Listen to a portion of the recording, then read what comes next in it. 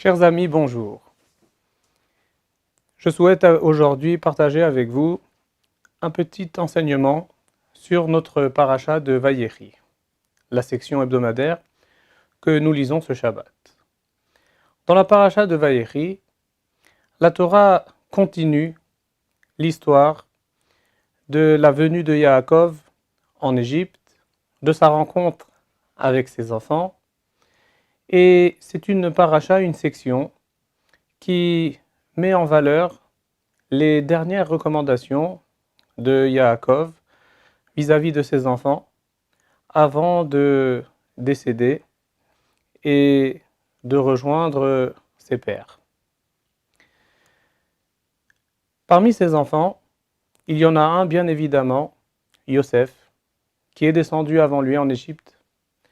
Et la Torah nous raconte comment est-ce que Yosef, ayant appris que son père Yaakov est tombé malade, vint lui rendre visite avec ses deux enfants, Ephraïm et Ménaché.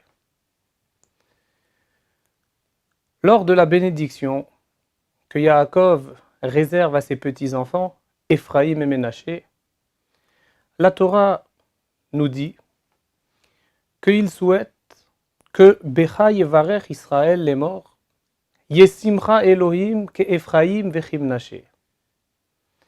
C'est-à-dire qu'à partir de maintenant, je souhaite que ce soit par toi, Yosef, que Israël soit béni, à travers l'expression suivante, que Dieu fasse que tu sois comme Ephraïm et Ménaché.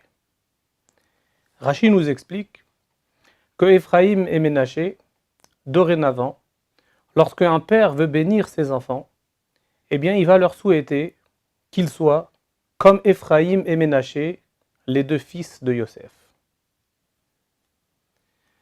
On peut se demander qu'est-ce qu'il y a de si particulier, d'autant plus que cet usage s'est largement répandu et que, une fois par semaine, au moins, de manière hebdomadaire, le soir de Shabbat, avant le repas, lorsque l'on bénit ses enfants, eh bien on s'exprime en disant Yesimcha Elohim ke Ephraïm vechim Naché, que Dieu fasse que tu sois, mon fils, comme Ephraïm et Ménaché.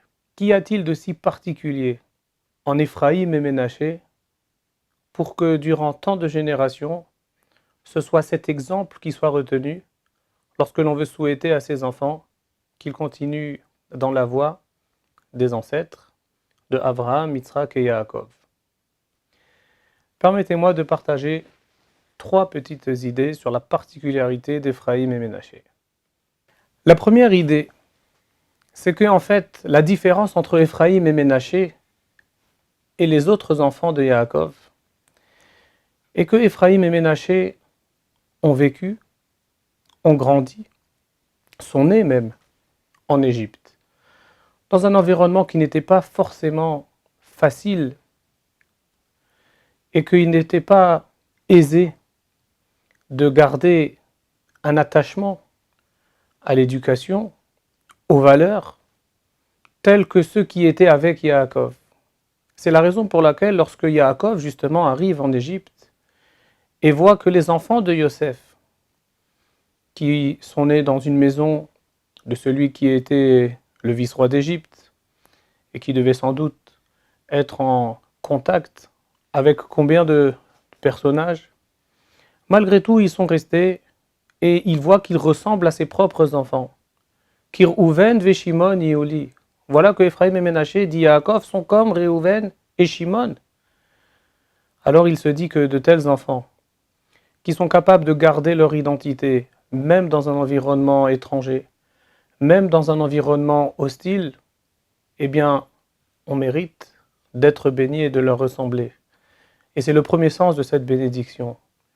Que Hachem fasse, mon fils, que tu restes toujours un juif, malgré les difficultés, malgré les circonstances, malgré l'environnement dans lequel tu pourras peut-être un jour te trouver, avoir cette force de caractère, cette conviction dans ce que tu fais, cet attachement à l'enseignement de tes pères, Yesimcha Elohim ke Ephraim vechim Menaché, que Hachem fasse que tu sois comme Ephraim et Ménaché.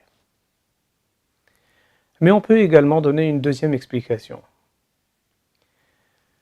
Le Midrash nous dit à plusieurs reprises que Ephraim et Ménaché, chacun d'entre eux, incarnaient un aspect, une personnalité, une particularité. Ephraim, dit Rashi, est celui qui n'a pas bougé durant les 17 années que Yaakov a passées en Égypte. Ephraim est resté en permanence avec son grand-père Yaakov.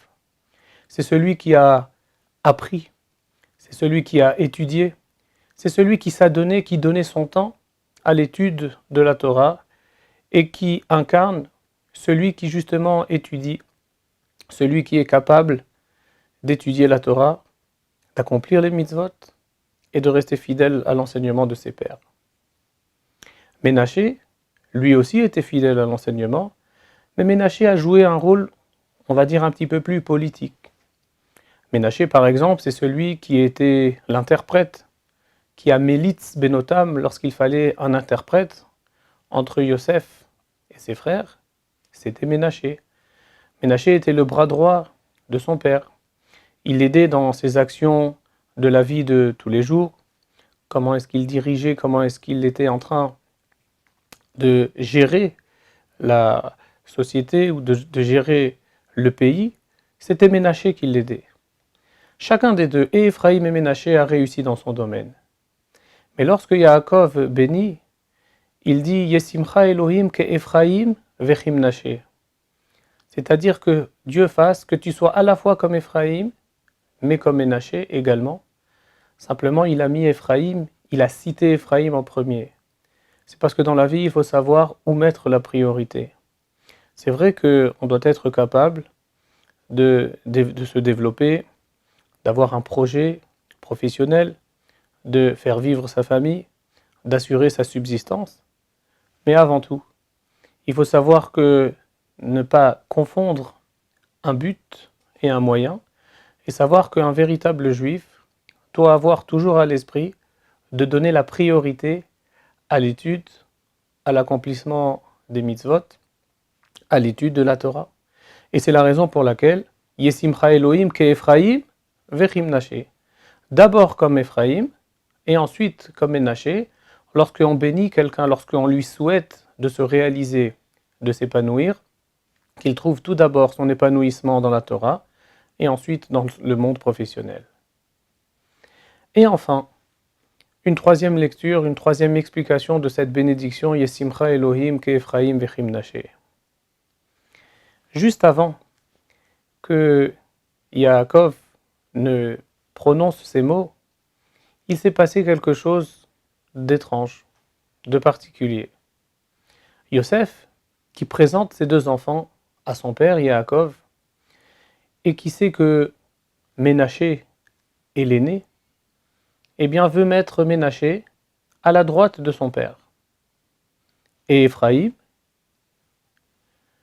qui est plus jeune, à sa gauche. Lorsque ces deux petits-enfants se présentent devant Yaakov, Yaakov croise les bras. Yaakov va mettre sa main droite sur la tête d'Ephraïm et sa main gauche sur la tête de Ménaché. Yosef essaye de s'interposer. Il se dit que peut-être son père ne s'est pas rendu compte que l'aîné méritait la main droite. Et Yaakov le rassure en lui disant Yadati béni Yadati, je sais très bien ce que je fais. C'est vrai que Ménaché l'aîné sera quelqu'un de grand, mais son jeune frère, eh bien, sera encore plus grand. Et c'est la raison pour laquelle je me permets de mettre ma main droite sur la tête d'Ephraïm.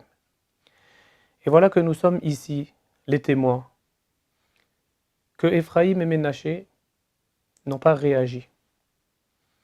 Ni Ménaché n'en a tenu rigueur à Ephraïm, ni Ephraïm a eu des sentiments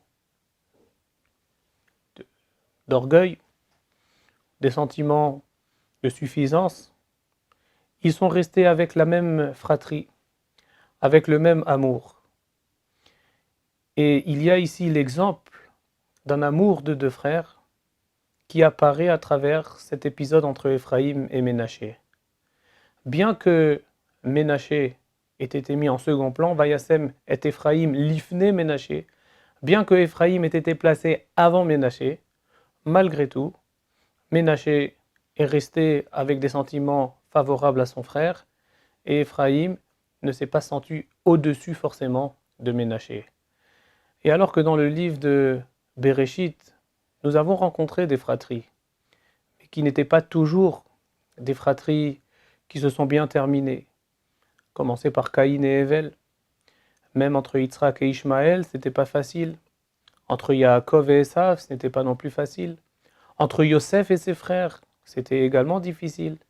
Et là, nous arrivons à la fin du livre avec Éphraïm et Ménaché, deux frères, où on aurait pu s'attendre, ou peut-être on aurait pu comprendre que pour Ménaché l'aîné ce soit difficile, qu'on fasse la place à Éphraïm avant lui, et pourtant, rien de tout cela.